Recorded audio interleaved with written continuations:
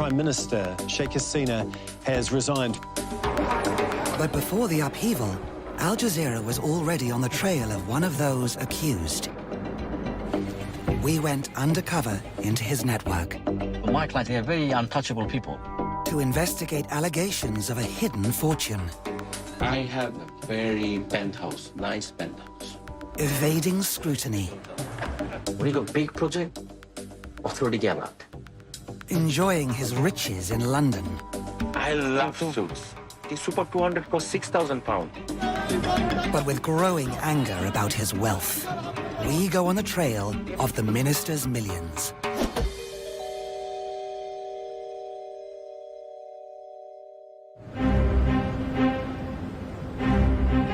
Long before the uprising, Al Jazeera's I Unit had a tip-off. That a Bangladeshi minister on a $13,000 salary had amassed a property empire in Britain. The I Unit set up an undercover team to investigate the allegation. By 2023, the year before the protests in Bangladesh, our undercover reporters reached the minister's inner circle and were invited into his $14 million London home. Hello. Hello. How are you? Hello, Mr. Lee. Please, welcome. Yeah, it's a very private house. Because I need a very secure house. Oh, that's secure. How many floors in total? 5 floors. This is our cell. Come. Yeah. Oh. This is my new rules.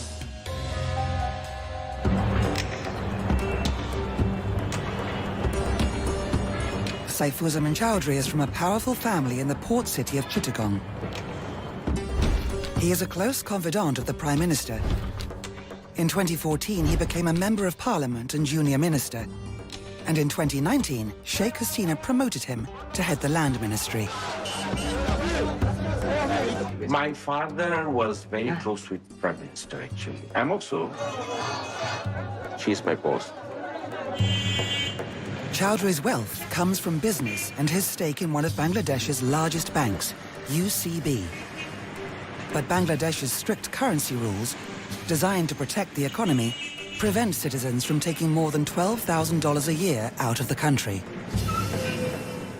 Our foreign currency reserve has gone down drastically. If someone were to take money out of Bangladesh without the specific permission of the central bank, this is certainly a crime under Money Laundering Act. The I Unit set out to investigate the minister's overseas wealth.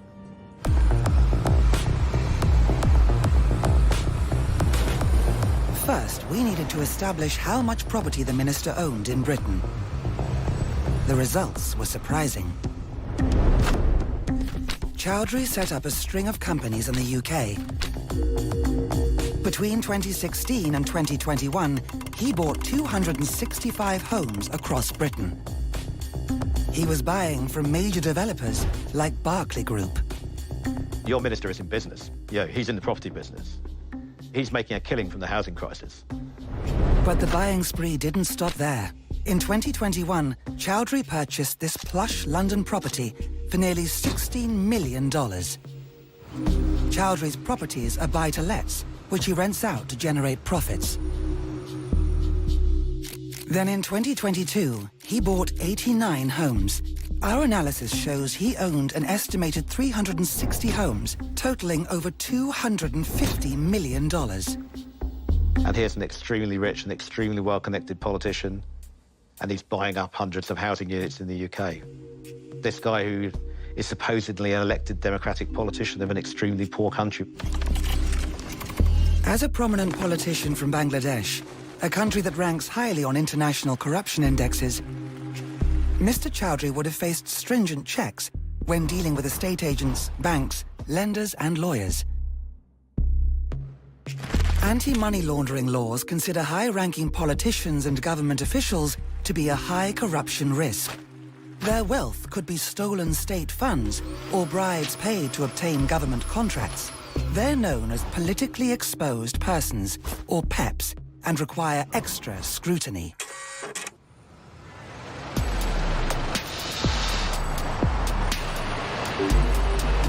So how did the minister pass these tests? To find out, we deployed an undercover team to view one of his rental properties.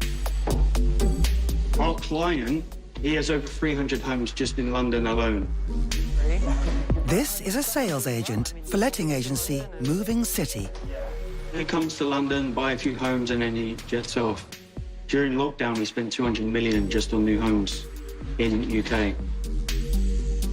We checked whether Chowdhury had declared his overseas assets on his Bangladesh tax returns and electoral filings. He hadn't. The constitution is very clear. So as a minister, they cannot have any other source of income. Yes, a politician, MP or MP candidate must declare their global asset position. So the income or asset they have in the country and abroad.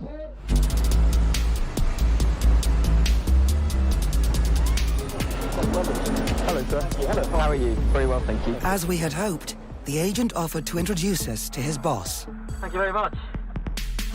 Ripon Mahmood is an estate agent, originally from the minister's hometown of Chittagong. He works discreetly with wealthy clients like Saifuzzaman Chowdhury. Very well. So my clients, don't get me wrong, they are like, how can I say, they are very untouchable people. And they trust you, they build the trust, and you invest by 10 million, 50 million deal happening.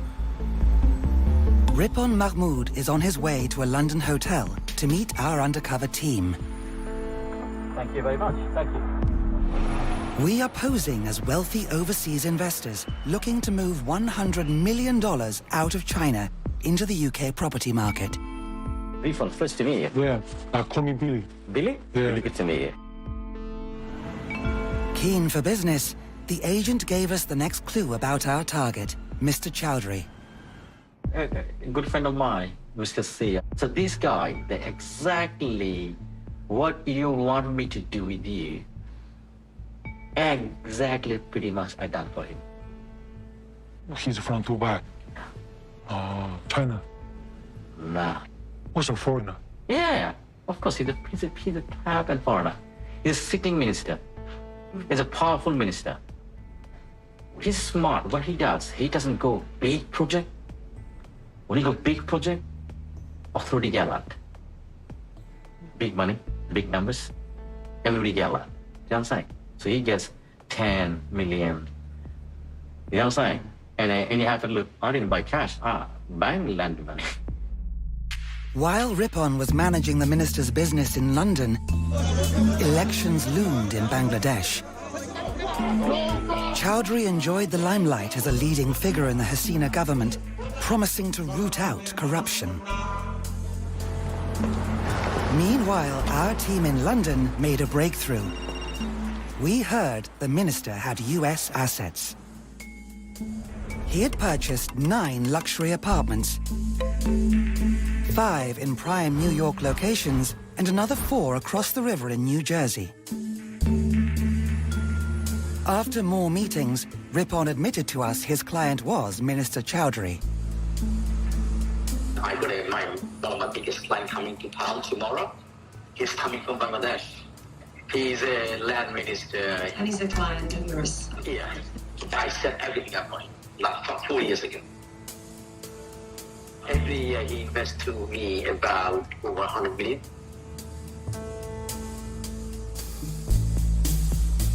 We needed to get to the minister before he returned to Bangladesh.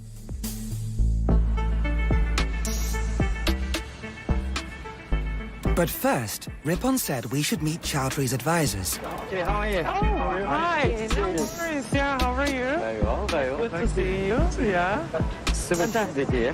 So, we met the minister's lawyer. You should be a suit. Oh, good to see you. My friend.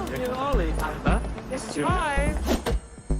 Subir Desai is a partner at Charles Douglas Solicitors in Mayfair. He is also the firm's money laundering reporting officer, responsible for ensuring the company complies with regulations. This one, you can do this one. Here he is enjoying dinner with his client, the minister, and Ripon. Since 2021, his firm has done legal work on over 100 loan transactions for Chowdhury's companies, working on refinancing properties.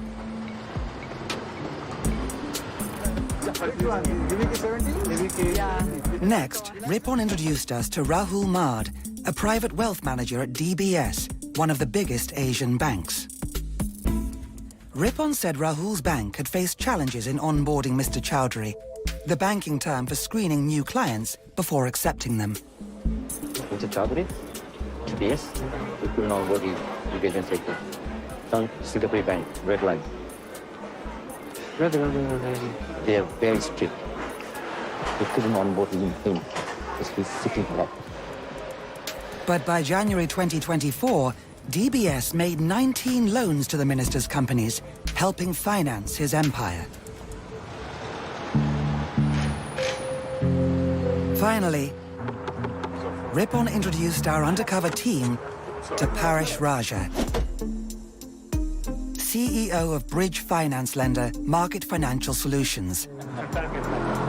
The Mayfair lender's businesses made hundreds of loans to the minister. What you're seeing here is a kind of network. Clearly, that is having an impact on the minister's reach. Ripon's network also includes the developers that sold to Mr. Chowdhury, who bought nearly a quarter of his properties, over 80, from Berkeley Homes, one of Britain's top builders. We sent in a new undercover reporter to meet Ripon at a Berkeley sales event to find out how a minister and politically exposed person could have bought so much property from them. So I work with them very, very closely. I know Chowdhury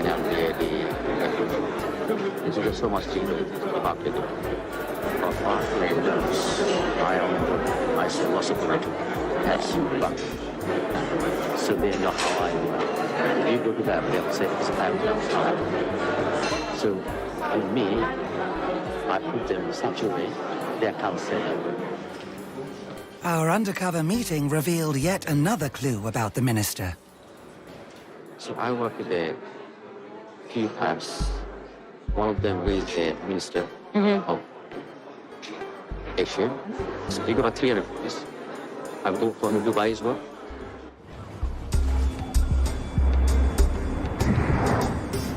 We followed up the Dubai lead and discovered even more of the minister's properties.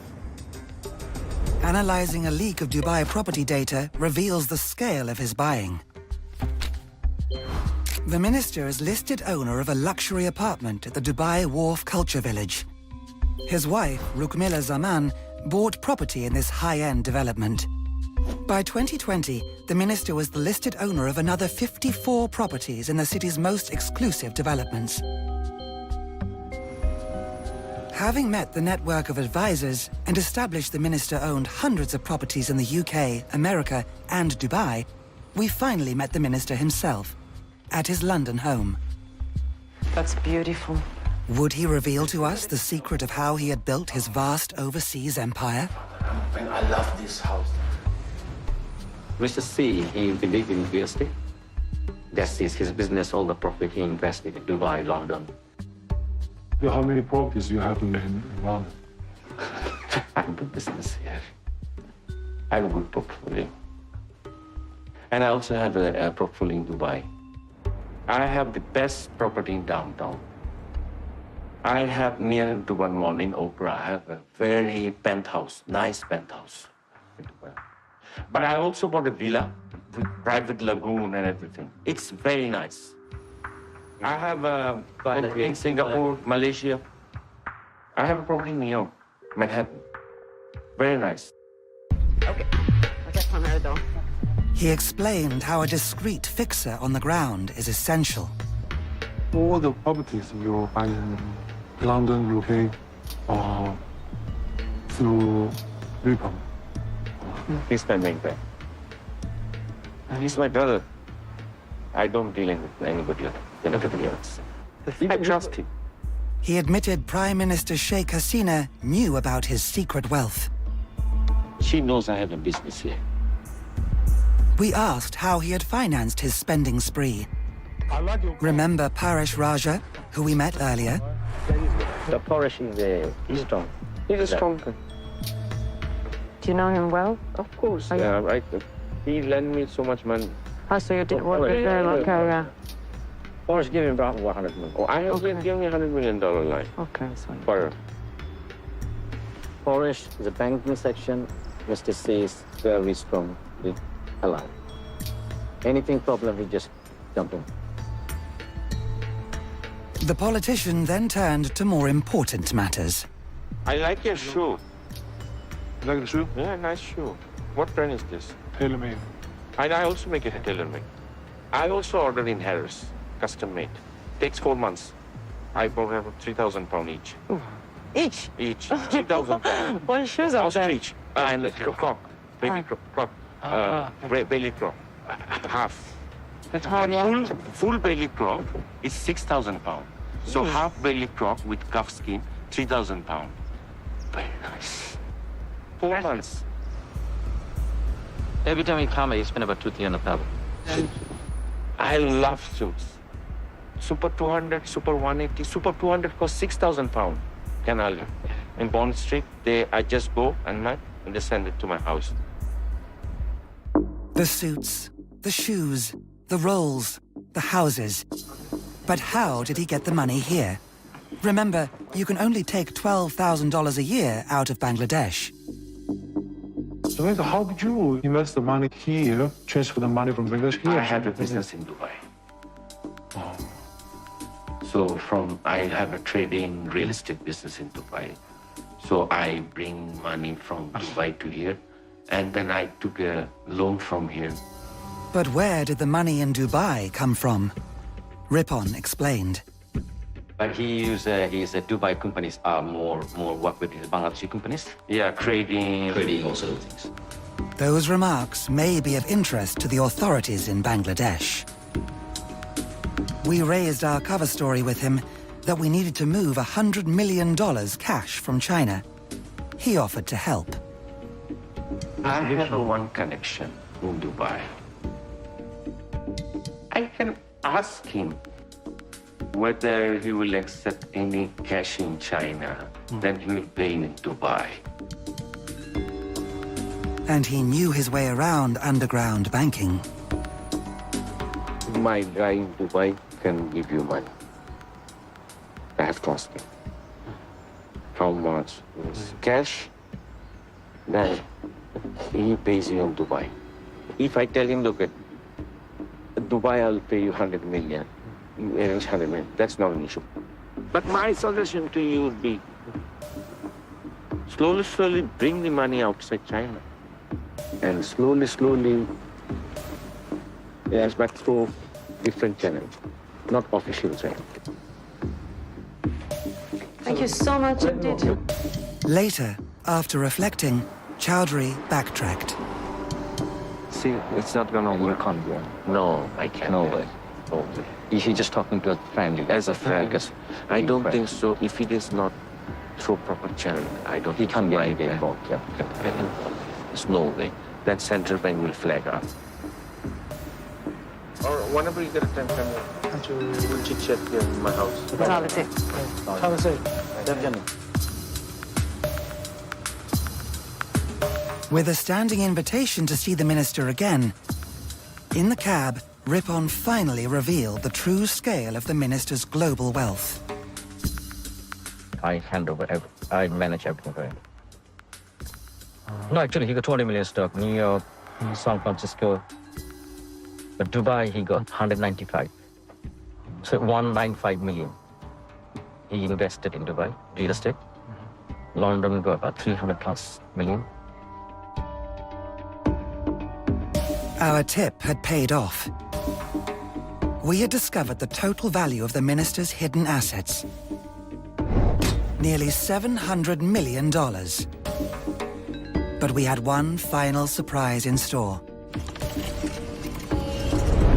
New company accounts showed that by 2022, Chowdhury had personally loaned a staggering £47 million, equivalent to $62 million, to himself. None of this was ever declared by Chowdhury to the Bangladesh tax authorities. Something that one lawyer said could also be a problem for him in Britain. If a person, particularly a pet, has made false declarations on their tax returns, that can be a real problem here.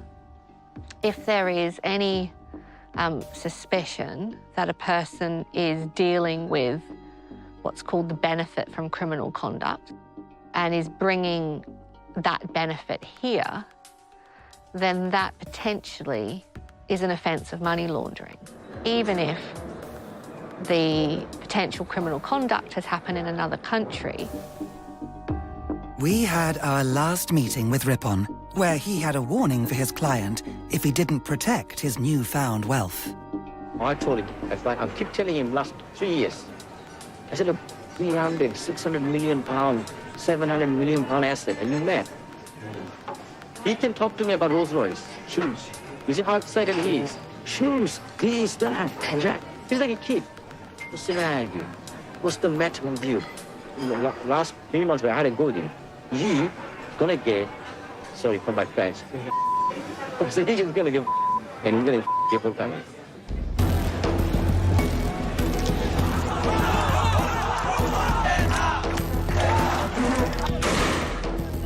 As the Bangla protests reached boiling point, the people wanted to find out where the country's looted riches had gone. Their Prime Minister, Sheikh Hasina, had fled the country. Her government fell. Regime loyalists were detained.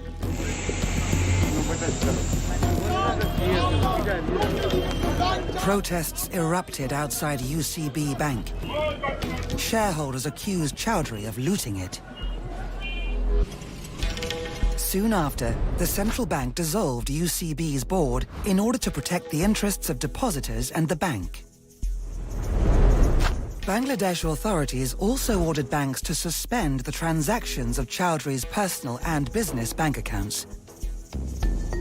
Anti-corruption watchdogs say Chowdhury's case rings alarm bells.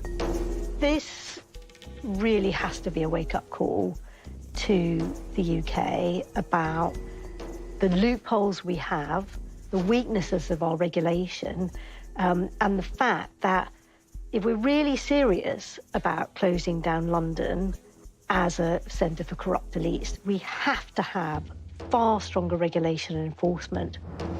And Western countries should take a tougher stand against capital flight. The wealth of the developing poor countries must remain in those countries for the well-being of the people of those countries. Chowdhury's future is uncertain. His exact whereabouts unknown. But the I Unit obtained a recording of a recent call. আপনি কই এখন আপনি কি বাংলাদেশে আমি নিরাপদে আছি আল্লাহর রহমতে কিন্তু বেরোতে পারেন নাই পেরেছি আমি ওয়াও কোথায় কোথায় আপনি এখন